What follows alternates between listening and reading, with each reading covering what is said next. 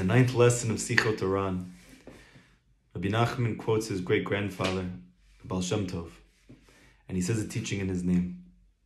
B'Shem Baal Shem Tov Zichronen L'Recha. In the name of the Baal Shem Tov, his name should be a blessing. Shezachin et notnin b'matana. A knife should not be given as a gift.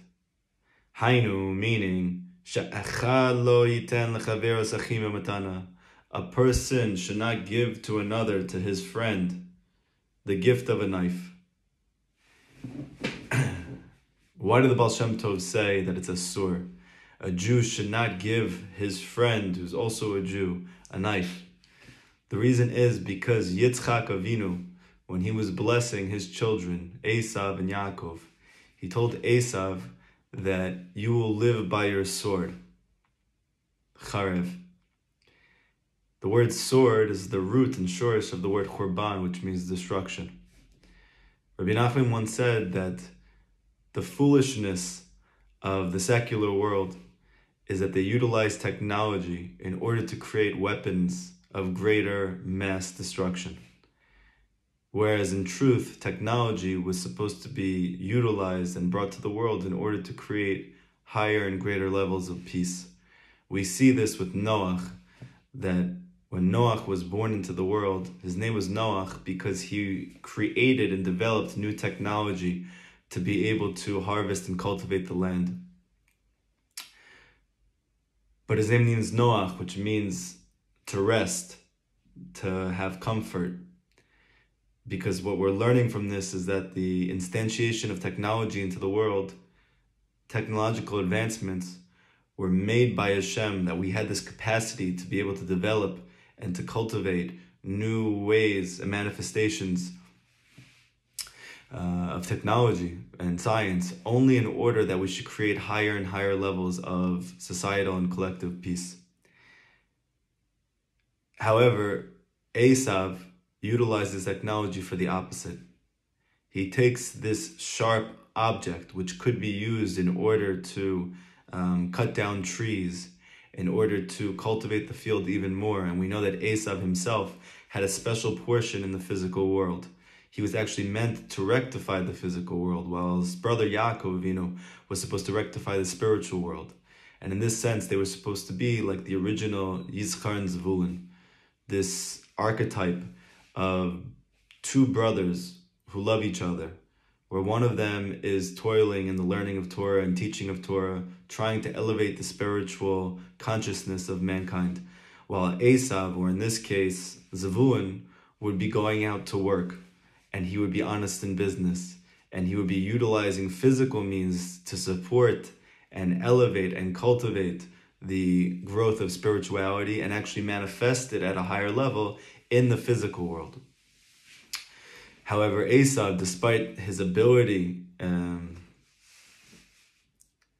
his tafkid, that this was really his mission in his life, like anybody else who has a particular talent or potential, Hashem always makes it that that person can utilize it either for good or the opposite. And in this way, everyone always maintains their bechira, their free will. So in Esav's case, he had this incredible affinity for physicality and the development of physicality. And he could have actualized that by taking the teachings of Yaakov, the tzaddik, and manifesting them in the physical world.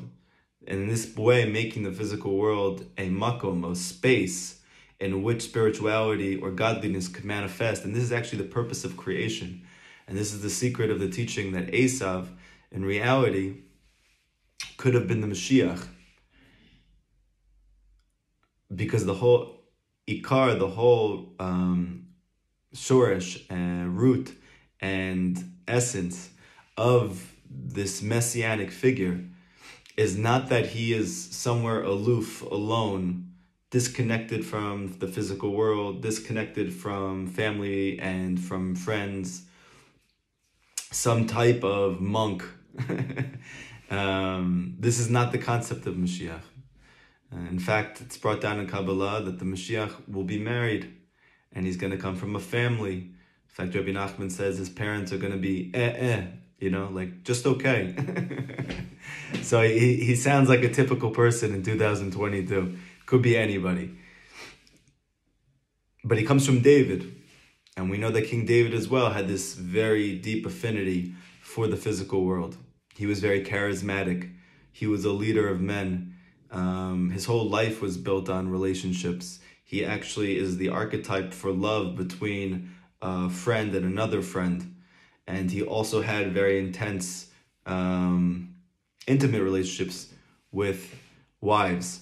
So you see in many different ways, and even in his relationship with Hashem, it was very verbal, and it was very intense, and it was very physical. It was not a mental relationship. He wasn't having contemplations of God. He was talking to Hashem. So in this sense, he was really drawing down spirituality, or in this case, mochin, consciousness, into a verbalized physical way. This was actually the capacity of Esav to do this. And this is all alluded to in the fact that Esav and David are described similarly, in the sense that it says that Esav was ruddy, right? He was or had a reddish complexion or a brownish complexion. And the only other time that you see this in the Torah is speaking about David, King David. He also had this ruddy complexion. And both of them as well were warriors.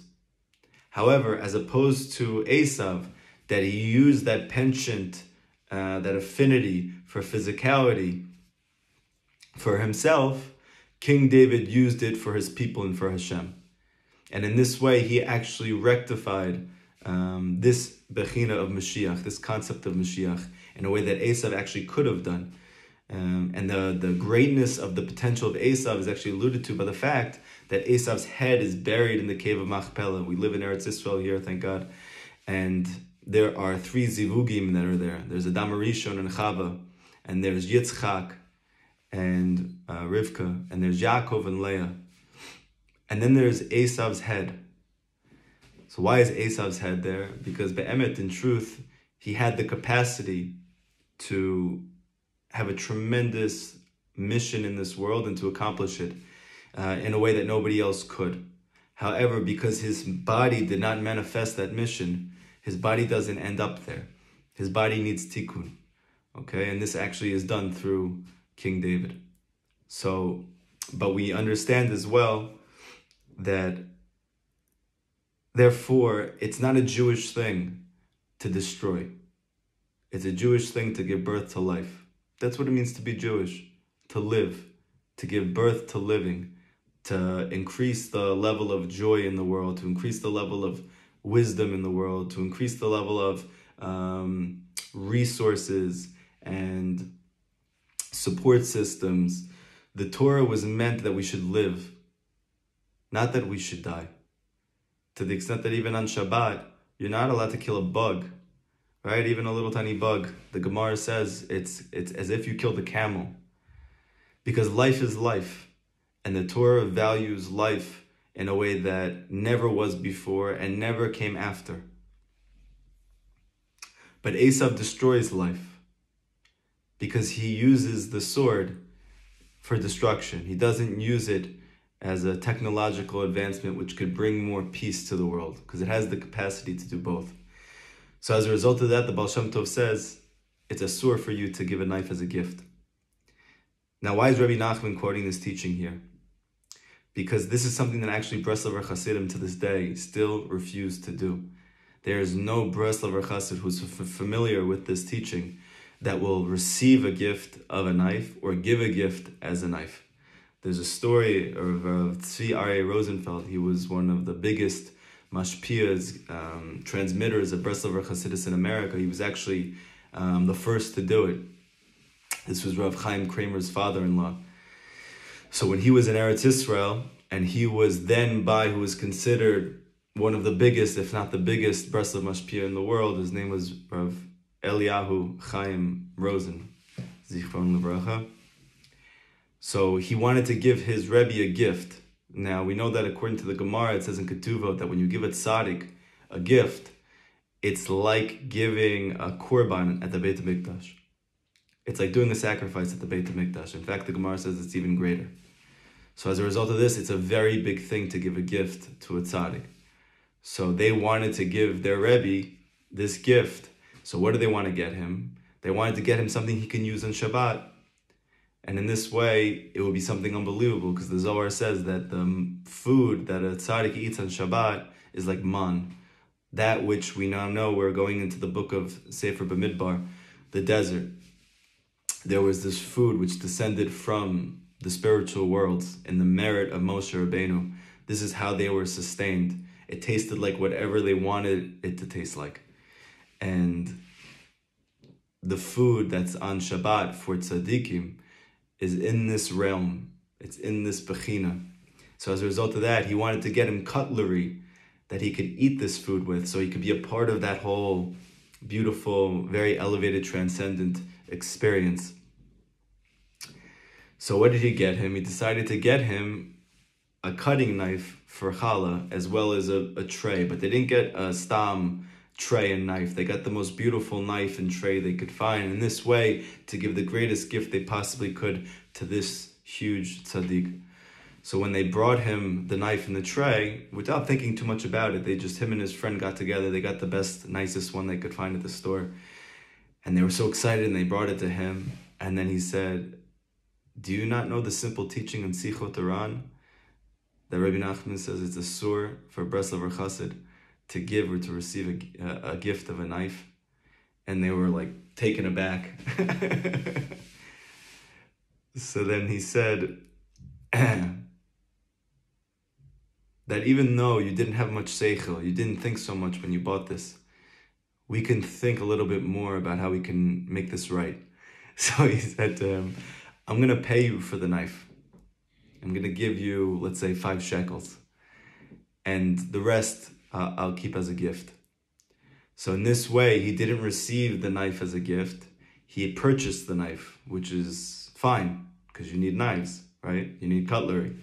But just not to receive it as a gift, because in this way, the people who are giving the gift wouldn't be harmed in any way, because you're not supposed to give a knife. And also, obviously, the tzaddik as well, he wouldn't be receiving it. So, but the tray that he kept as a gift. So it was beautiful. Why? Because he didn't give them so much money that they felt that they lost out on the gift. Because if he would have gave them what the knife was worth, they would never felt like they gave him a gift in the first place, even if they took the tray.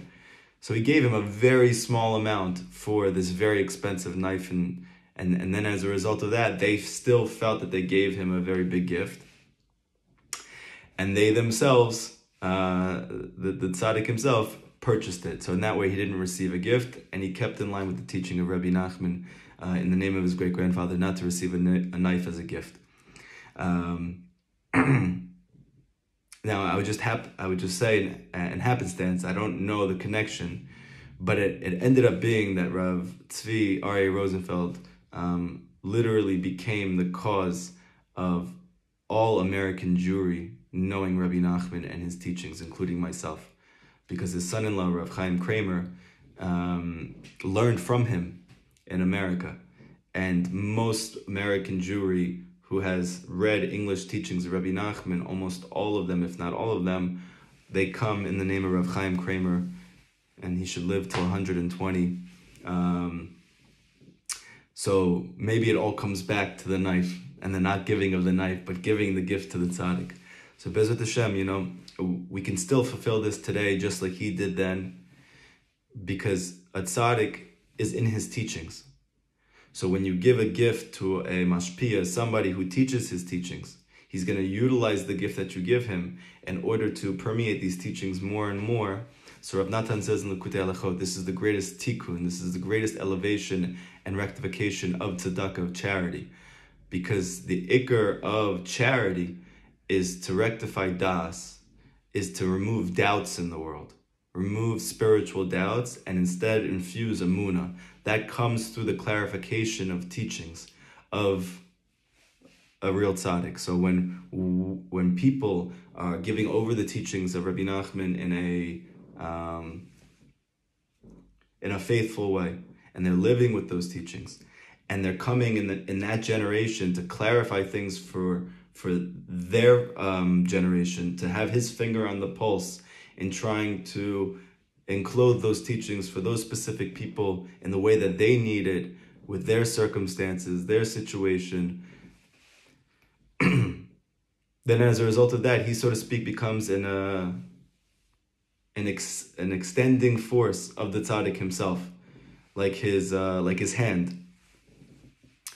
And so when you give them a gift, it's like you give the tzaddik a gift. And he utilizes that only for the Jewish people and only in order to permeate these teachings and to elevate the consciousness of the Jewish people, so that we can hopefully live a life in which we have peace, in which we have joy and happiness. So Bezrat Hashem, we should take it to heart to think twice about getting a gift of a knife to another Jew, to receive a gift of a knife from another Jew, to think of creative ways not to embarrass somebody who gets you a knife, but to use our chokhmah, to use the wisdom that Hashem gave us, to, just like this tzaddik did, Rav Eliyahu Chaim Rosen, to be able to fulfill the teachings of the Rebbe faithfully without chas v'sholom ever embarrassing or putting another person down. And I think that the main thing here is to understand this very deep, essential mission that was given to us, which was not to destroy, but to build. We are in this world to build life. We're in this world to create life. We're in this world to cultivate life. And technology was not made for us to destroy things, chas v'shalom, or to destroy people, chas v'shalom, or societies. We're here to bring peace to the world. So Bezrat Hashem, we should have the merit, with Shavuot coming up, the receiving of the Torah, that the Chachamim say that all peace comes through truth. So Bezrat Hashem, we should receive the truth in the greatest possible way. The truth of the Mashiach, the truth of ancient days, the truth of redemption. And through this, that we should be able to permeate peace in the world and live in these times of Mashiach in which we all get along with love and brotherhood and unity. Have a great day.